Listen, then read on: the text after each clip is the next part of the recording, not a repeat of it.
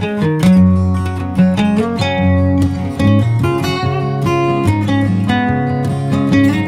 My YouTube family, कैसे हैं आप सभी। डेली लाइफ विद मीत में आप सबका बहुत बहुत स्वागत है। ये है 28 तारीख यानी कि आज सुबह मॉर्निंग का ही व्लॉग। और बस यहाँ पे हमने चाय पी ली थी मॉर्निंग की जो है, और बस इसके बाद मैं लग गई थी अपने काम में। तो यहाँ कुछ 6 बजे का टाइम हो रहा था और बस मैं यहाँ पे अपनी जो डस्टिंग वगैरह करने का काम होता है मैंने स्टार्ट कर दिया था। तो शुरुआत मैंने इस वाले बेडरूम से की थी और मैंने पलंग वगैरह ना पूरा अच्छे से साफ़ कर लिया है। और जो खिड़की वगैरह है वो भी मैंने पूरी जाली वाली खिड़की जो है ना वो पूरी साफ़ कर ली है यहाँ पे।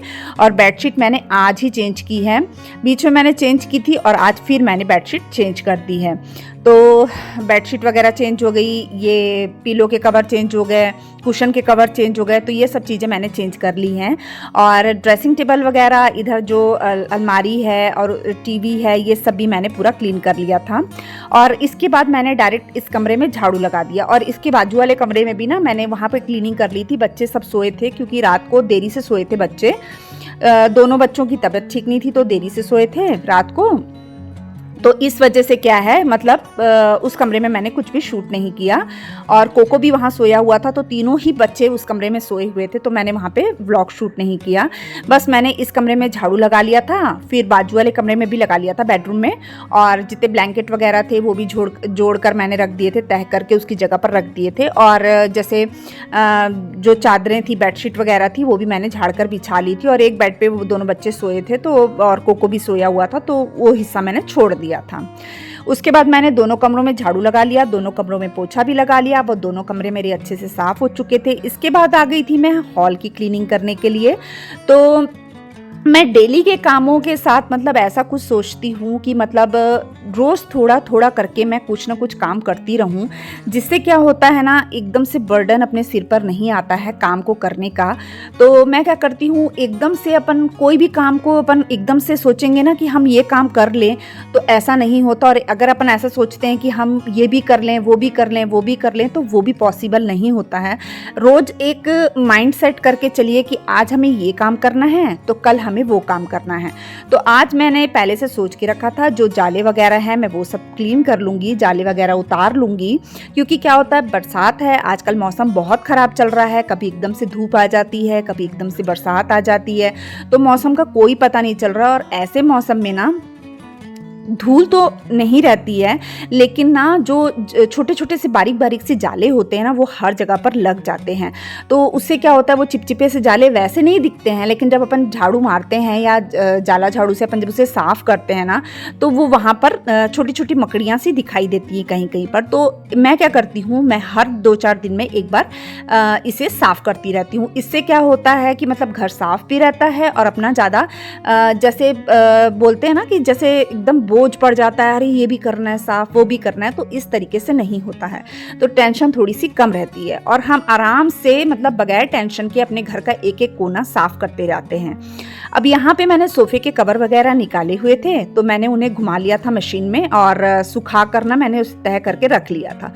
तो मैंने सोचा क्यों ना मैं वापस से यही कवर बिछा देती हूँ अभी, और इसके बाद में मैं बाद में सोचूंगी। क्योंकि क्या है ना, अभी जैसे गंदे भी हो जाते हैं कवर, बहुत ज़्यादा गंदे हो जाते हैं। तो मैंने और बारिश भी गिर रही है, तो हर 5-7 दिन में इसे धोने पड़ते हैं कवर। तो मैंने सोचा कि ये पतले हैं, जल्दी सूख भी जाते हैं। और क्योंकि बीच में भी लगातार बारिश हो रही थी ना, तो कपड़े सुखाने में बहुत दिक्कत हो रही थी। 2-2, 3-3 दिन कपड़े नहीं मतलब सूख ही नहीं रहे थे कपड़े। तो इस वजह से मैंने ये वाले हल्के वाले कवर ही इसमें बिछा दिए, ताकि मतलब धोऊंगी तो भी सूख जाएंगे। और ये टेबल का कवर भी मैंने धो दिया था, वो जो मैंने टेबल साफ करने के बाद बिछा दिया है। तो ये मेरी डेली की क्लीनिंग होती है, जो मतलब एक एक चीज़ों को झाड़ना, साफ़ करना और पोंछना। इसके अलावा मैं कुछ एक्स्ट्रा क्लीनिंग भी करती हूँ, जैसे कि मैं डेली दरवाज़ों में कपड़ा मारती हूँ। दरवाजे को जहाँ से हमारे गेस्ट ने या किसी ने भी एंटर करना है, तो उस हिस्से को हमें हमेशा साफ़ रखना चाहिए। तो मैं मेन गेट जो होते हैं ना, मेन डोर जो होते हैं, मैं उन्हें साफ़ करके रखती हूँ। यहाँ तक कि जो हमारा मेन गेट होता है ना, तो उसे भी मैं हमेशा साफ़ करती। जैसे मैं आंगन धो रही हूँ, तो आंगन धोते धोते मैं एक बार उसमें भी पानी मार देती हूँ, और जैसे उसमें कोई धूल वगैरह होती है ना, तो वो सब साफ़ हो जाती है। तो इस तरीके से मैं करती हूँ। और आंगन ना मैंने सुबह ही धो लिया था, ये सब काम करने से पहले ही मैंने आंगन धो लिया था और मशीन में ना पानी डाल दिया था और मशीन भी चालू कर दी थी। यानी कपड़े मेरे घूम रहे थे बाहर, तो कपड़े भी मशीन में डल चुके थे और उसके बाद में इधर काम कर रही थी। और इससे क्या होता है, जितने एक्स्ट्रा कपड़े निकलते जाते हैं ना, तो वो भी मैं मशीन में डालती जाती हूँ। बस यहाँ मैंने जाली वाला दरवाज़ा भी साफ़ कर लिया था और बाहर भी जो बड़ी खिड़की है ना हमारी हॉल की, तो मैं उसे भी बाहर से कांच उसका पूरा साफ़ कर रही थी। तो बस ये सब काम करने के बाद फिर मैं अंदर आ गई और फिर मैंने अपने दूसरे कामों को किया।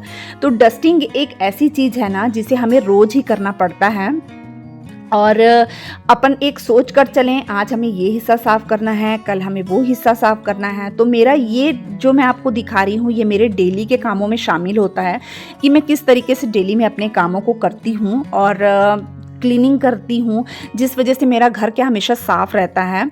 अगर बीमार भी पड़ती हूँ, जैसे 1-2 दिन नहीं भी होता है या बहुत ज़्यादा बीमार रहती हूँ तो नहीं भी होता है, तो भी घर साफ़ दिखता है। तो इसीलिए साफ दिखता है क्योंकि मैं रोज इन कामों को करती रहती हूँ। तो एक आध दिन छोड़ने से कोई फ़र्क नहीं पड़ता। तो फिर ये है कि मैंने अब ये जो टीवी कैबिनेट वगैरह है, ये पूरा हिस्सा भी मैंने पूरा अच्छे से साफ़ कर लिया था। एक एक चीज़ को हटाकर मैं सफाई करती हूँ। फिर ये हिस्सा साफ़ मैंने कर लिया था। यानी हॉल की जो मेरी सफाई होती है ना, कुछ ज़्यादा ही लंबी चौड़ी होती है। यानी हॉल के एक एक हिस्से से शुरुआत करना, एक हिस्से से लेकर पूरा जो फ्रिज है वहाँ तक के हिस्से की सफाई, यानी एक एक छोटे छोटे से चीज़ों की सफाई करना, तो काफ़ी टाइम मुझे हॉल में लग जाता है। तो मैं 6 बजे से लगी थी और काम करते करते मतलब पूरा जो देखा जाए ना 6 से 9 के बीच में ही आज मेरे सारे काम निपट गए थे। बस इसके बाद मैंने हॉल की पूरी क्लीनिंग कर ली थी, कवर वगैरह बिछा दिए थे और कुशन कवर भी मैंने वही चढ़ा दिए थे और पिलो कवर जो थे मैंने उसमें भी वही चढ़ा दिए थे धो के। तो इस तरीके से मैंने इस बार वैसे ही किया। मैंने कहा मैं अब थोड़ा 10-12 दिन के बाद, मतलब हफ्ता 10 दिन के बाद फिर से चेंज कर दूँगी, तब मैं दूसरे वाले बिछा दूँगी, तब तक मौसम में थोड़ा सा फ़र्क भी पड़ जाएगा। और बस इसके बाद मैं लगाने लग गई थी झाड़ू।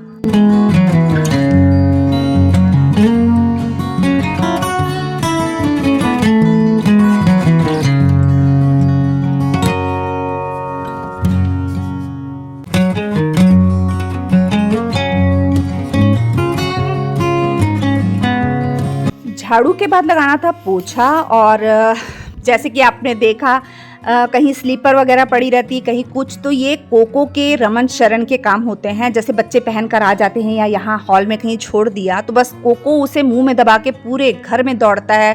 कभी सोफे के नीचे घुसा देता है, कभी किसी दीवान के नीचे घुसा देता है। तो हमारा कोको भी कम नहीं है, वो भी आजकल बहुत ज़्यादा बदमाश हुआ है, अति बदमाश हुआ है। तो उसको कितना भी समझाओ ना, वो नहीं समझता। इतना मतलब बदमाशी करने में एक नंबर का बदमाश हुआ है वो, एक नंबर का, इतना है। और बस यहाँ पे फिर मैंने पोछा भी लगा लिया था और मैंने ना पंखे दोनों साइड के चालू कर दिए थे। फ़ैन चालू करने से क्या ना, मेरा जो पोछा था ना वो सूख जाता है जल्दी, तो मैंने फ़ैन चालू कर दिए थे और पानी में मैंने ना थोड़ा सा डेटॉल डाल लिया था, क्योंकि बरसात का समय ना थोड़ी सी नमी नमी सी लगती है मतलब मौसम में, तो इसलिए मैंने थोड़ा सा डेटॉल इसमें डाल लिया था और थोड़ा सा शैम्पू डाल लिया था। और बस मैंने पूरे हॉल में पोछा लगा दिया और दोनों बेडरूम में मैंने पहले ही पोछा लगा दिया था।